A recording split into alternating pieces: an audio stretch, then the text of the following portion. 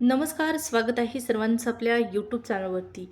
पहा, केंद्र शासनाच्या माध्यमातून थेट पंतप्रधान साहेबांनी राज्यातील, देशातील सर्व नागरिकांना अत्यंत महत्त्वाच्या सूचना देण्यात आलेल्या आहेत आणि या सूचना तुम्हाला जाणून घेणं गरजेचं आहे. या सूचना कशा संदर्भात आहेत तर घरगुती गॅस असेल, पेट्रोल, डिझेल, खाद्यतेल या संदर्भात महत्त्वाच्या सूचना पंतप्रधानांनी पुन्हा एकदा दिलेल्या आहेत आणि आता थेट शासन निर्णय परिपत्रकच जारी केलेला आहे.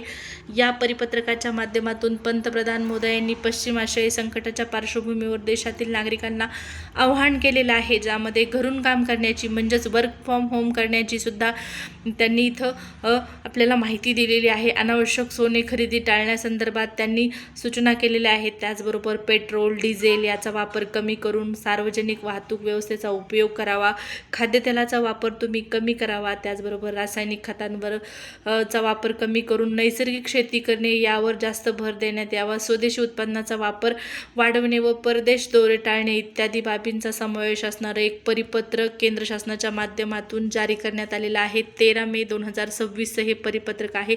या परिपत्रकामध्ये पुढे काय माहिती दिलेली आहे, कशासाठी हे परिपत्रक काढलेलं आहे, आता पुन्हा काही देशावर नवीन आपल्याला इथं संकट येणार असल्याची सूचना देण्यात आलेली आहे की काय, हे जाणून घेण्यासाठी हे परिपत्रक महत्त्वाचं आहे. शेवटपर्यंत व्हिडिओला पाहू शकता. दक्षिण आशियाई संकटाच्या पार्श्वभूमीवर राज्य शासनाने पुढील उपाययोजना प्रस्तावित केलेल्या आहेत. परकीय चलनांचे संवर्धन करण्यासाठी शासकीय अधिकाऱ्यांनी शासकीय कामाकरता मंजूर असलेल्या परदेश दौरे रद्द करण्यात यावे, त्याचबरोबर नवीन दौऱ्यांचे नियोजन करू नये. दैनंदिन वापराकरता बाह्य स्रोतांद्वारे घेण्यात येणाऱ्या वाहनांमध्ये इलेक्ट्रिक वाहनांस प्राधान्य देण्यात यावे. कार्यालयीन कामानिमित्त नियोजित स्थळभेटी दरम्यान कमीत कमी वाहनाचा वापर करावा. अधिकाऱ्यांनी एकत्रित दौरा करताना या ठिकाणी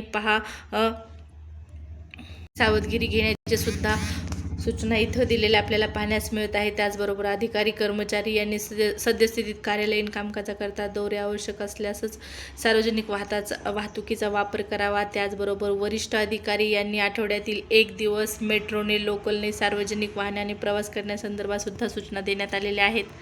त्यानंतर इलेक्ट्रिक वाहनाची चार्जिंग यंत्रणा सक्षम करणे, त्यासाठीचे लागणारे विजेचे दर कमी करण्याबाबत विचार करावा व चार्जिंग सेंटर उभारण्याकरता प्रलंबित असलेल्या नव्याने प्राप्त होणाऱ्या प्रस्तावांना तातडीने मान्यता द्यावी, अशा पद्धतीच्या सूचना इथं आपल्याला पाहण्यास मिळत आहेत. नंतर पाहू शकता, सर्व बैठका, प्रशिक्षण, चर्चासत्रे इत्यादी ऑनलाईन पद्धतीने आयोजित करावेत. विद्यापीठे आणि महाविद्यालयांना सुद्धा यांचं पालन सुनिश्चित करावे, अशा पद्धतीच्या सूचना आहेत. पोलीस विभागाने कोणत्याही प्रयोजनाकरता दुचाकी फेऱ्या, वाहनांच्या मिरवणुका, वाहनांचा ताफा इत्यादीसाठी परवानगी देण्यात येऊ नये. माहिती व जनसंपर्क तसेच कार्यालय यंत्रणेच्या माफक प्रमाणात प्रशासकीय जाहिराती प्रसिद्ध कराव्यात आणि अनावश्यक खर्च टाळावा. तांत्रिक खर्च, तंत्रज्ञानाचा या ठिकाणी पाहू शकता वापर कमीत कमी करावा. फ्लोअर्स, बॅनर यांचा सुद्धा कमीत कमी वापर करावा.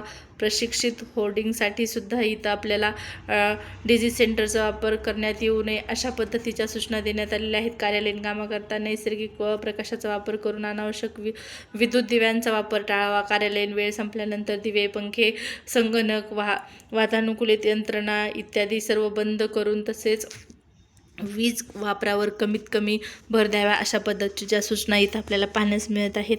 आणि या सर्व सूचनांसाठी या परिपत्रकामध्ये या शासन निर्णयाद्वारे सर्व प्रशासकीय विभागांना पुढील 6 महिन्यांसाठी सल्लागार यांची नेमणूक करण्याची सुद्धा टाळण्यासंदर्भात माहिती दिलेली आहे. पहा, अत्यंत महत्त्वाच्या काही सूचना आहेत या परिपत्रकामध्ये, ज्या सूचना आपल्याला पंतप्रधानांनी अगोदरसुद्धा आपल्याला माहीत आहे, प्रसारमाध्यमांच्या माध्यमातून दिलेल्या होत्या की सामान्य नागरिकांनी खाद्यतेलाचा वापर, त्याचबरोबर पेट्रोल डिझेलचा वापर कमी करावा, विजेचा वापर कमी करावा, सोने खरेदीवर कमीत कमी कमीत कमी सोने खरेदी करू नये, सोने खरेदीचा मोह जो आहे तो टाळलाच पाहिजे, अशा पद्धतीच्या सूचना पंतप्रधानांनी दिलेल्या आहेत.